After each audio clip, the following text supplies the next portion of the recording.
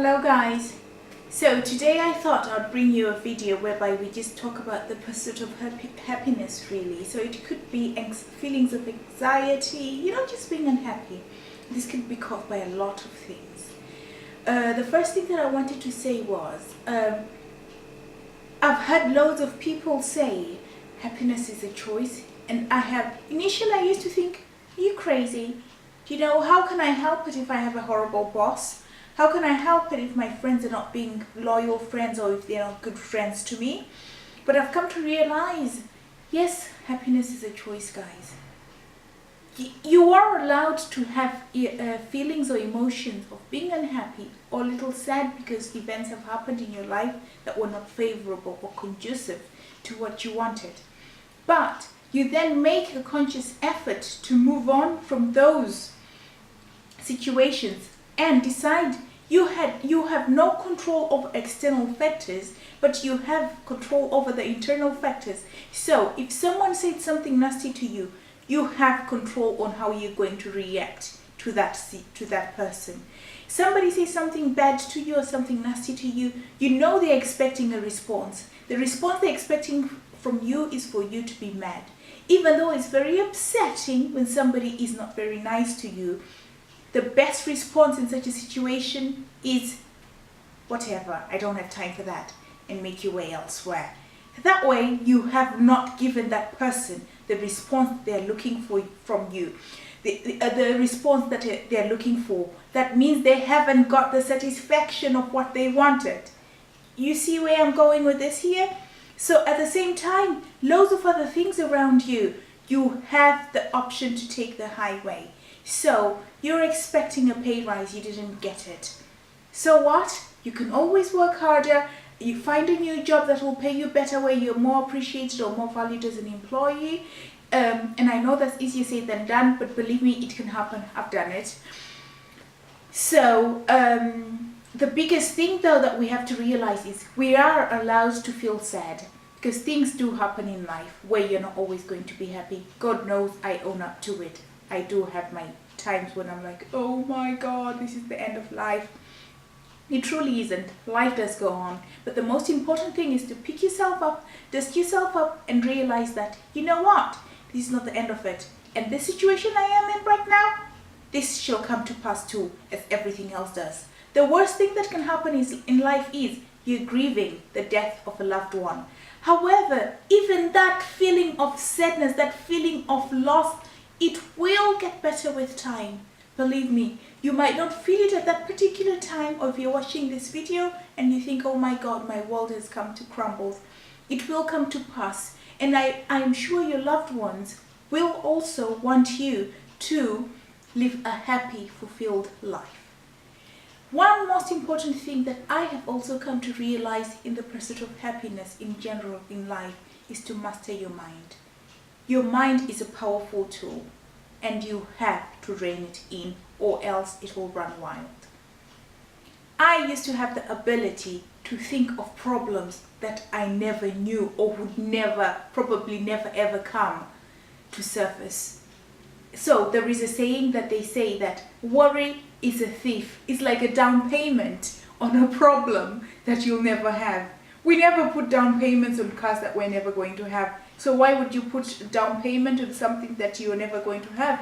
So why worry about things that are not yet here? Worry about it when it's there. When it's there, instead of worrying about it, why don't you try and find a solution?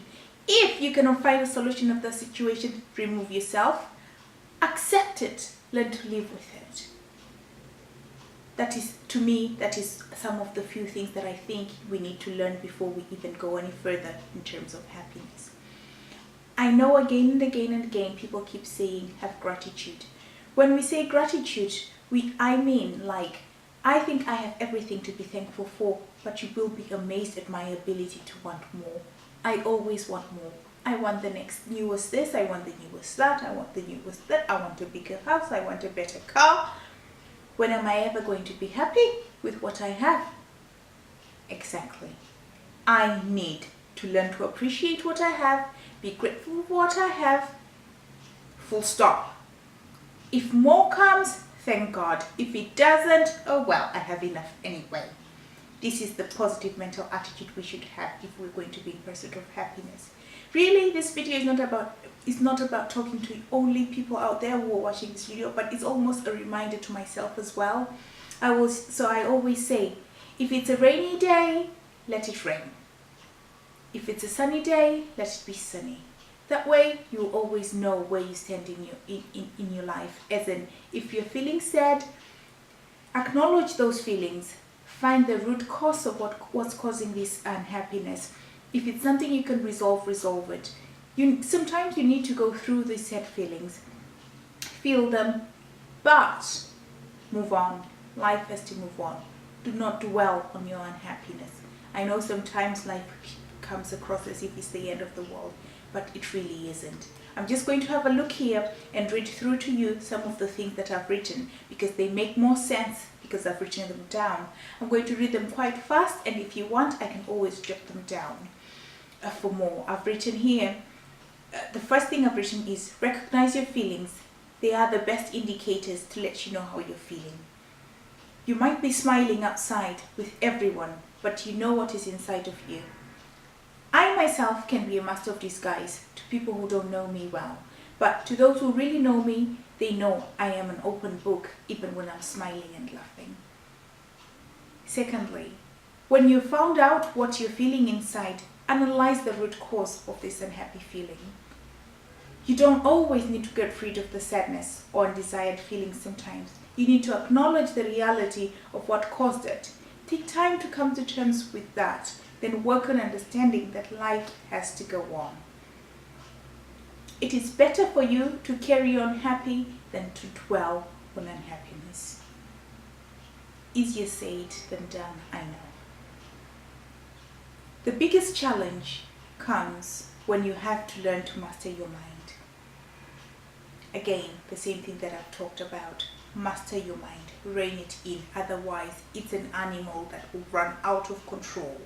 This is when strategies like meditation come into play.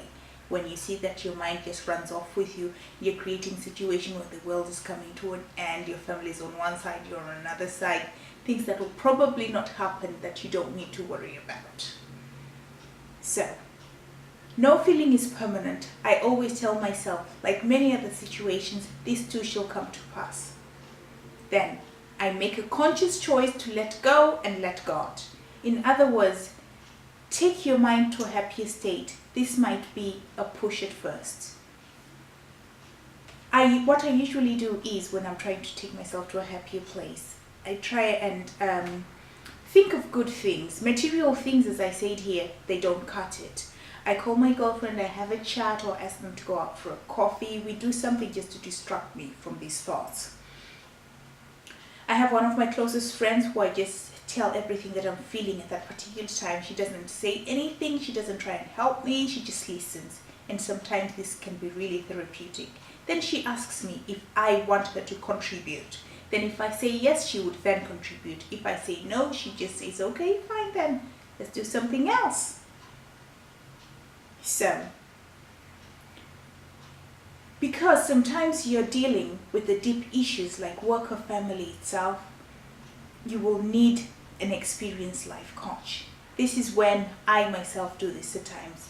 I read like Dr. Dwyer, Wayne Dwyer's books, or listen to his podcast, and the most useful one has been Change Your Thoughts, Change Your Life. If you really want to learn how to master your mind, that's one book that I really recommend. Another thing that I've been listening to on Audible at the moment was The 7 Habits of Highly Effective People by Stephen Covey. This could be really eye-opening, like a life-changing experience. And on a light-hearted note, I don't know if some of you know this, but I do listen to The Simple Sophisticate by Shannon Ables. You know, it just puts into perspective, you know, the nicer things in life, the things that I enjoy, the things that I like, so I don't have to feel bad for liking, you know, a little bit of luxuries in my life, that it's okay, you can have these things, it's fine, there's nothing wrong with that, you know, just to make your life a little easier, a little better, a little enjoyable, a little more luxurious, simple and sophisticated. And then I also wrote here, there is no one size fits all when it comes to the pursuit of happiness. It's more of a journey that comes easier with time. Just remember, your brain is a powerful tool. Try meditation of all forms, physical activity, and find a fun hobby. I started a YouTube channel. I found that very